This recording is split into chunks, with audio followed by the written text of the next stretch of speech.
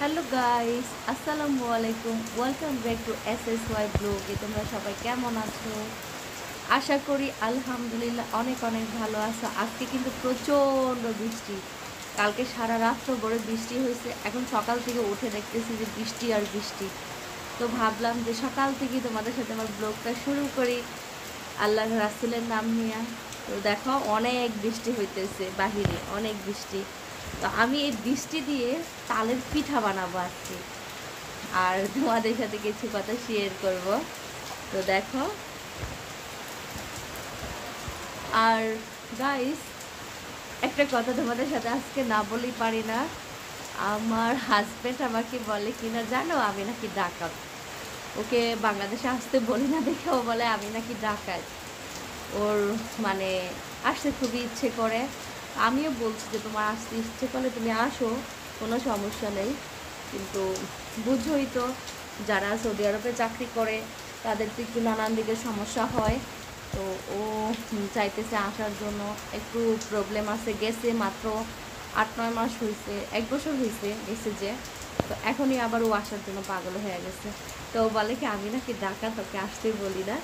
তো এই জন্য তোমাদের সাথে একটু শেয়ার করলাম, আমি নাকি ডাকাতো বলে। তো কার কার হাজব্যান্ড এটা বলে, সবাই কিন্তু শেয়ার করো প্লিজ।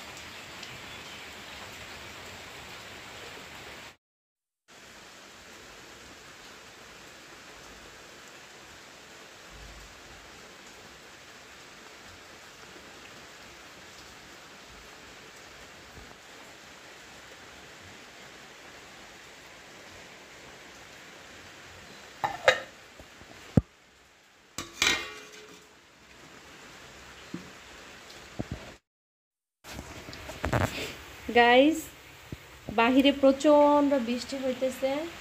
আজকে বৃষ্টি থামার কোনো নামই নাই। সারা দিন সারা রাত্র থেকে বৃষ্টি, প্রচণ্ড বৃষ্টি হচ্ছে। এখানে আমি টুক টুক করে তালের পিঠা বাজতেছি। তোমরা কে কে খাবা বলো, আইসা পড়ো। এই যে আমাদের গাছের তাল, নিজেদের গাছের। এটার সাথে আমি মানে তালগুলা এত ভালো বলার বাহিরে। তো এটার সাথে আমি মানে দিছি তোমাদের, একটুখানি চিনি দিছি, নারকেল দিছি, তোমার ময়দা দিয়ে বানাইছি পিঠাগুলা। যে ময়দাটা একটু নরম নরম হয়। আমাদের গাছের তাল তো, অনেক তাল আবার চিপড়াইয়া নিয়ে ফ্রিজেও রাখা হয়েছে। তোমাদের দাওয়াত রইল আমাদের গাছের তালের পিঠার। যার খেতে ইচ্ছা করবে অবশ্যই আইসা পইরো। ব্যাস, আমি খুশি হব। বা একটা কথা তোমাদেরকে আমি বলতে চাই, তোমরা কেউ আমাকে বাজে কমেন্ট করো না প্লিজ। তোমাদের কাছে আমার অনুরোধ, কারণ আমি ভালো ভালো ভিডিও দিতে চেষ্টা করি, আমি কোনো খারাপ ভিডিও দিই না অন্যদের মতো। তো তোমরা সবাই আমাকে একটু ভালো সাপোর্ট করো, আমি অনেক খুশি হব। প্লিজ কেউ আমাকে বাজে কোনো কমেন্টস করো না। তো এই আর কি। আমার মানে আমি ভিডিও করি, আমার কেউ কিন্তু ভিডিও করে যে আমি বেশি একটা রাজি না। কি করব গাইস বলো তোমরা, আমার নিজের একটা সন্তান নাই, কেউ নাই, আমার একা একা। আমার হাজব্যান্ড আল্লাহ বাঁচালে সৌদি আরব থাকে। আমি সব সময় তার জন্য দোয়া করি, আল্লাহ যেন আমার হাজব্যান্ডরে সুস্থ রাখে, ভালো রাখে। শুধু আমার হাজব্যান্ডরে না, আমার ছোটো ভাই থাকে, পৃথিবীর প্রত্যেকটা মোমেন মুসলমান যারা বিদেশে থাকে, আল্লাহ যেন সবাইরই সুস্থ রাখে, ভালো রাখে। আমি সব সময় নামাজ পড়তে বসলে দোয়া করি। তো প্লিজ, আমার ভালো লাগে না, একা একা থাকি। তো তো আমি যদি একটু ভিডিও করি আমার মনটা ভালো লাগে। তোমাদের সাথে যদি আমি আমার কথাগুলো শেয়ার করি না, তখন আমার মনটা এত ভালো লাগে বলার বাহিরে। একদম মনটা পাতলা হয়ে যায়, হালকা হয়ে যায়। মনের যে কষ্টগুলো আছে ওগুলো সব দূর হয়ে যায়। আমি কিন্তু এই জন্য ভিডিওগুলো করি বেশিরভাগ। তো এটাই, তোমরা প্লিজ কেউ আমার ভিডিওতে বাজে কমেন্ট করবা না। কেউ আমাকে খারাপভাবে দেখবা না। বাস আমি তোমাদেরই বোনের মতো, তোমরা আমার জন্য সবাই দোয়া করবা, আমি যেন আল্লাহর পথে চলতে পারি, নামাজ রোজা করতে পারি, এটাই। তো এই দেখো না, আমি বাড়িতে সম্পূর্ণ একা আছি, এখন তো আমার ভালো লাগতেছে না। আবার এই যে কয়েকটা পিঠা বানাইতেছি আমাদের গাছের তাল দিয়ে, তো ভাবলাম যে আমি একটু তোমাদের সাথে একটু শেয়ার করি। ঘুম থেকে উঠেই দেখলাম যে প্রচণ্ড বৃষ্টি হচ্ছে, তো এই জন্য ভাবলাম যে তোমাদের সাথে শেয়ার করি। তোমরা যদি আমার ভিডিওটা দেখি যে ইদানিং মাশাল্লাহ সবাই আমার ভিডিওগুলো অনেকেই পছন্দ করো, আমাকে অনেকেই সাপোর্ট করতেছো, বাস আমি ভীষণ খুশি হয়ে গেছি তোমাদের এই সাপোর্ট পাইয়া, অনেক খুশি যে তোমরা আমার জন্য এত কিছু করতেছো বা আমাকে এতটুকু সাপোর্ট করতেছো। আমি কিন্তু নতুন ইউটিউব চ্যানেলটা খুলছি, বেশি দিন হয় না, 1 বছরও হয় নাই, তার মধ্যে তোমরা আমার যথেষ্ট সাপোর্ট করছো, এটাই আমি অনেক খুশি হয়ে গেছি।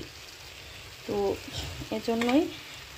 আর এটাই তো সকালে তোমাদেরকে বললাম যে আমার হাজব্যান্ডেরা বলে আমি নাকি মানে ডাকাত, আমি নাকি ডাকাতের মতো করি, যে ওকে নাকি বাড়িতে আসতে বলে না। আমাদের বাচ্চা না নাই বলো, সংসারে খরচটা কম নাই, বহুত খরচ বুঝছো। তো আয়সা গেছে 1 বছর হয়েছে, তো এখন কি আবার বলতে পারি আসতে?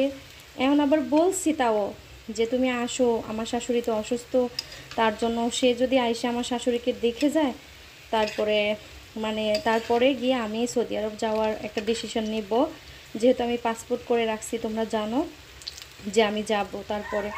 কিন্তু দেখা গেছে কি এখনও মানে বুঝোই তো, বাংলাদেশে আসলে আমার হাজব্যান্ড একা, কিন্তু তার ফ্যামিলিটা একটু বড়, তার 6টা বোন আছে। তো আমার হাজব্যান্ড না সবার জন্য চায় কিছু না কিছু নিয়ে আসতে, বুঝছো। তো আমাদের তৌফিকে যতটুকু কুলায়, এই জন্যই বলতেছে যে আর কয়েকটা মাস পরে আসতে।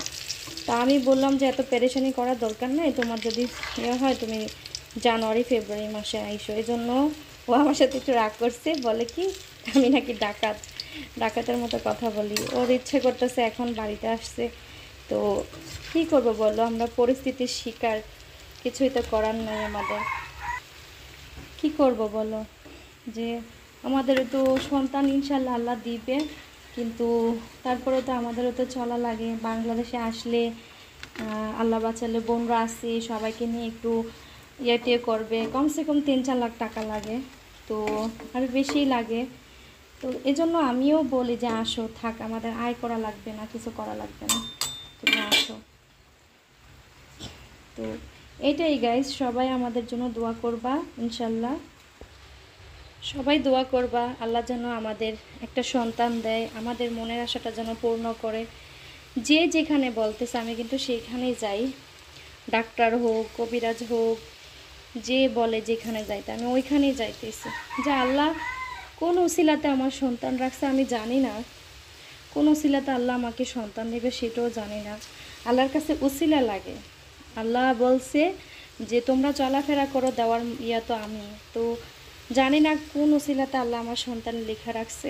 ইনশাল্লাহ একদিন আল্লাহ দিবে, আল্লাহর উপরে আমরা কোনো নারাজ হই না, ইনশাল্লাহ আল্লাহ দিবে।